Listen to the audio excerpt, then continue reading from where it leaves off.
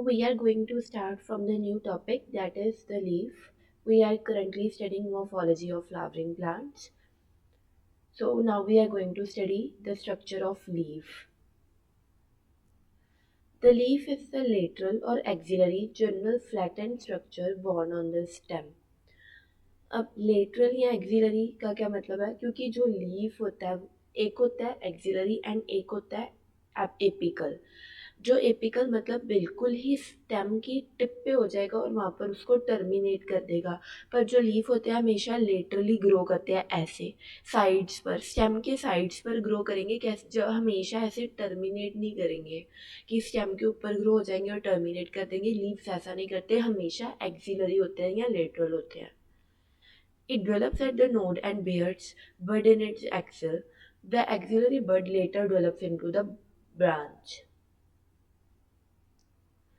ऐसे इसकी जो एक्सिल है या जो हम कहेंगे इसका बेस है, वहाँ पर बड प्रेजेंट होता है। ये बड बाद में किस में डेवलप हो जाता है? ब्रांच में।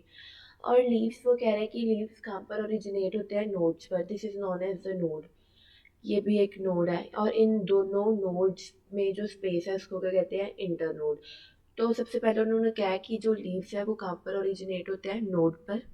फिर मैंने बताया कि जो दो नोड्स के बीच की स्पेस होती है उसको क्या कहते हैं? इंटरनोड। फिर जो लीफ की एक्सिल लाइन है उसका बेस है, उस पर एक बड प्रेजेंट होता है, वो बड लेटर डेवलप हो जाता है ब्रांच में। Leaves originate from shoot apical meristem and are arranged in the acropetal order. वो शूट अपिकल मेरिस्टेम से ओरिजिनेट होते हैं। मेरिस्टेमेटिक टिश्यूज कौन से होते हैं? जो एक्टिवली डिवाइडिंग सेल्स होते हैं, शूट एपिकल मेरिस्टेम। अब और वो सेल्स जो अब शूट को फॉर्म करते हैं उन्हीं से जो लीफ है ओरिजिनेट होगा। And are arrange in the acropetal order. ये होता है एक्रोपेटल ऑर्डर। एक्रोपेटल ऑर्डर में जो न्यू लीव्स होंगे वो ऊपर आएंगे और जो पुराने लीव्स हैं वो बेस में होता है। बेसिपेटल ऑर्डर में क्या होता है कि जो न्यू लीव्स है वो नीचे वाली साइड होंगे और जो पुराने लीव्स है वो स्टेम की ऊपर वाली साइड होंगे।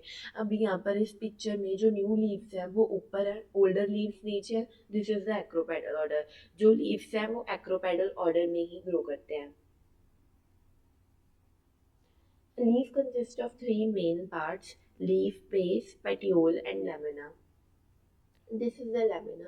जो लीफ का जो मेन पोर्शन होता है, green portion, this that is known as the lamina. This is petiole.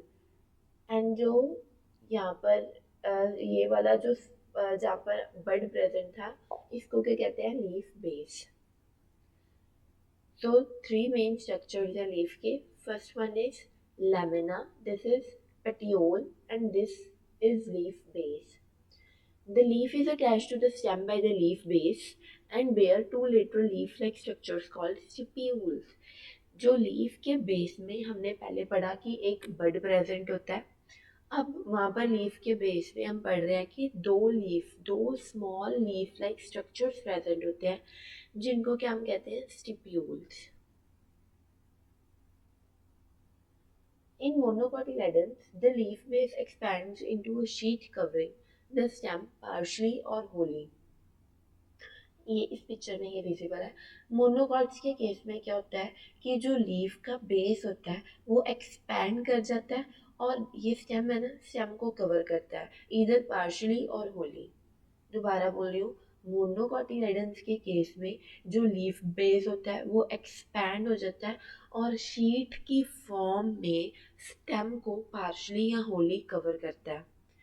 In some leguminous plants the leaf base में become swollen which is called pulvinous. अब लेग्यूमिनस प्लांट्स जिसमें दालें आती हैं, पल्सेस, उनके केस में क्या होता है? जो लीफ बेस होता है वो swollen हो जाता है। ये ऐसा, यहाँ पर ये लीफ बेस है, ये swollen आउट हो गया है, इसको क्या कहते हैं? अब इस लीफ बेस को क्या कहते हैं? पल्विनस। इसको क्या कहते हैं? पल्विनस। इसको मैं दोबारा से रिवाइज करवा देती हूँ। सबसे पहले हमने पढ़ा कि मोनोकॉट्स के केस में जो लीफ बेस है वो शीट की फॉर्म में स्टेम को कवर करता है इधर पार्शली और होली। फिर हमने पढ़ा लेग्यूमिनस प्लांट्स के केस में जो लीफ बेस होता है वो स्वोलन आउट हो जाता है। उस स्वोलन आउट लीफ बेस को क्या कहते हैं? Pulvinus.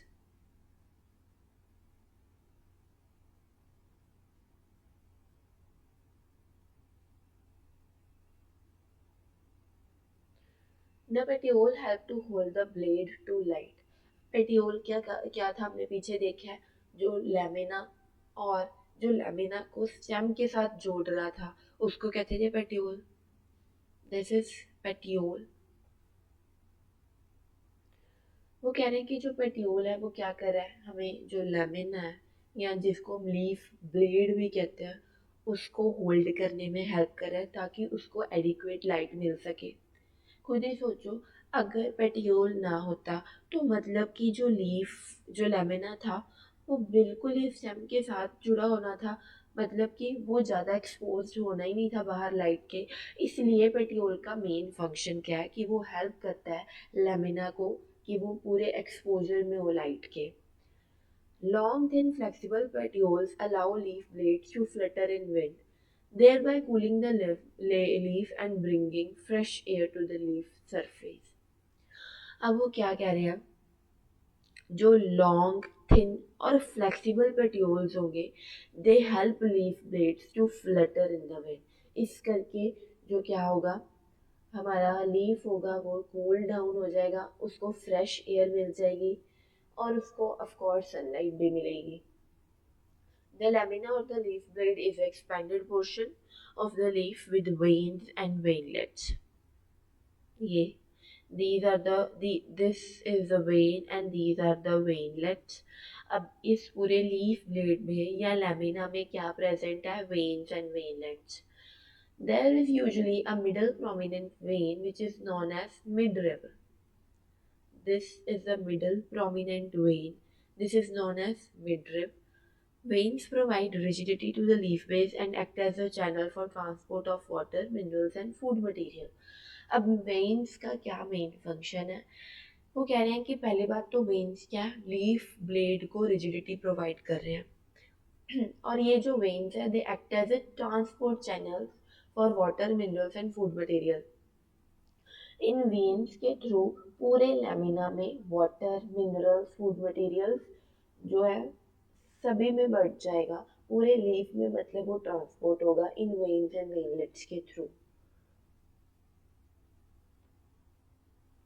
Now we will study venation. So now we will study venations. So first of all, what is venation? The arrangement of veins and veinlets in lamina of leaf is termed as venation. कि किस तरह से veins, जो सबसे मोटी वाली prominent वाली होती है वो वेन है और बिल्कुल जो छोटी छोटी वाली उसकी ब्रांचेस हैं उनको क्या कहते हैं, वेनलेट्स। अब जैसे ये this is the midrib, this is midrib, ये वाली क्या है, वेन। इसके इसमें भी जो नीचे नीचे बहुत सारी ब्रांचेस, बिल्कुल ही जो ब्रांचेस होंगी उनको क्या कहेंगे, वेनलेट्स। यहाँ पर ये इस पिक्चर में देखो, this is the midrib, these are veins, पर ये जो अंदर है these are veinlets. When the venation forms a network, it is termed as reticulate venation. When the veins run parallel to each other within the lamina, the venation is termed as parallel venation. This is the reticular venation क्योंकि यहाँ पर veins and veinlets ने क्या form किया हुआ है, network. This is the parallel venation क्योंकि यहाँ पर veins एक दूसरे के पैरेलल है। फिर उन्होंने क्या है कि डायकॉट्स के केस में रेटिकुलेट वेनेशन होती है और मोनोकॉट्स के केस में पैरेलल वेनेशन। डायकॉट्स के केस में रेटिकुलेट वेनेशन, मोनोकॉट्स के केस में parallel venation. Next is types of leaf. So there are two types of leaf broad categories में, एक है सिंपल लीफ, एक है compound leaf. Simple leaf, when the lamina is entire or when incisions do not touch midrib. For example, in this leaf, this is the example of the simple leaf. यहाँ पर कोई incision नहीं है, mid rib को touch करने वाली कोई भी incision नहीं है. This is the simple leaf. Next are the compound leaves. When the incision of the lamina reach up to mid rib, breaking it into a number of leaflets. So these two are the examples of the compound leaf.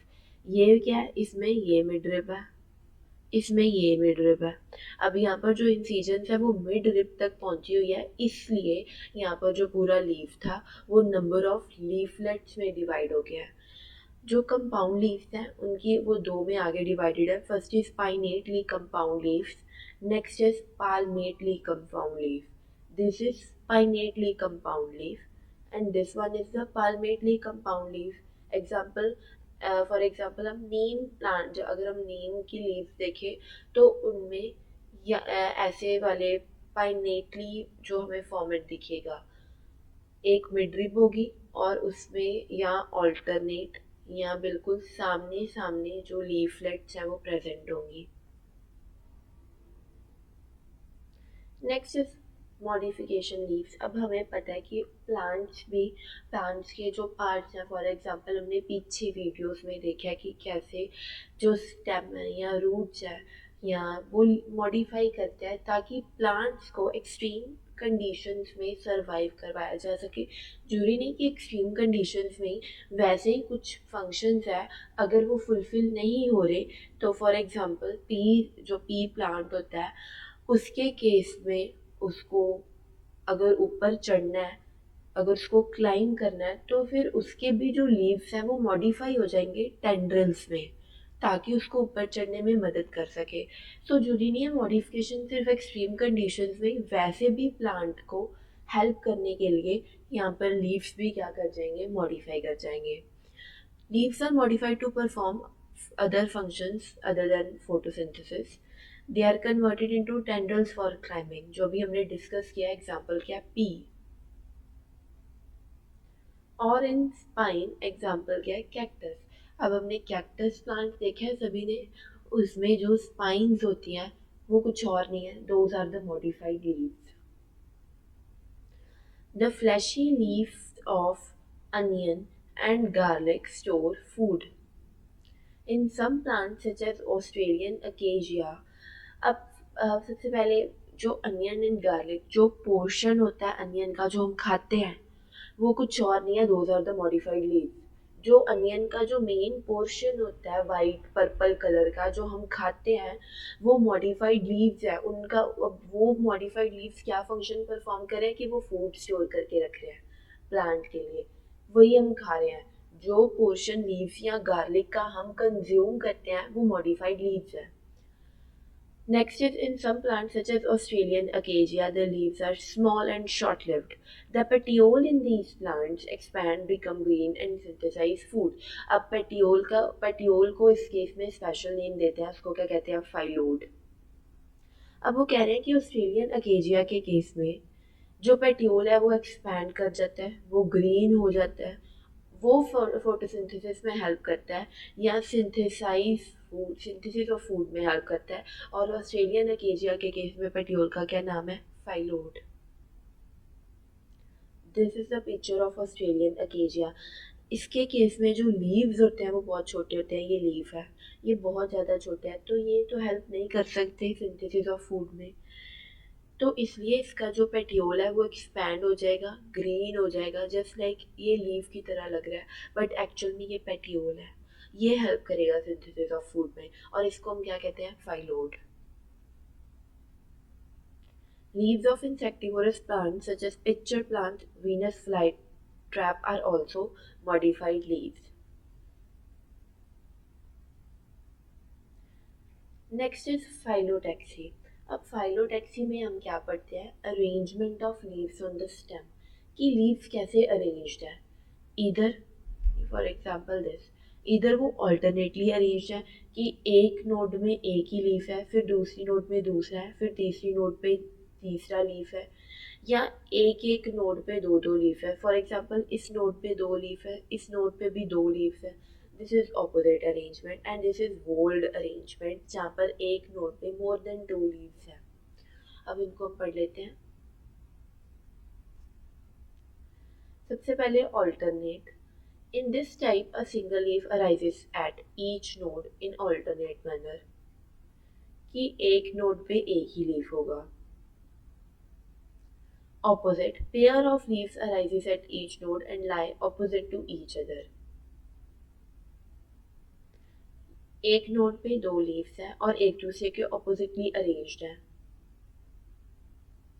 Whorled phyllotaxy, if more than two leaves arises at a node and form a whorl. Example is Alstonia. इनमें मैंने examples लिख लिया, you have to memorise these examples.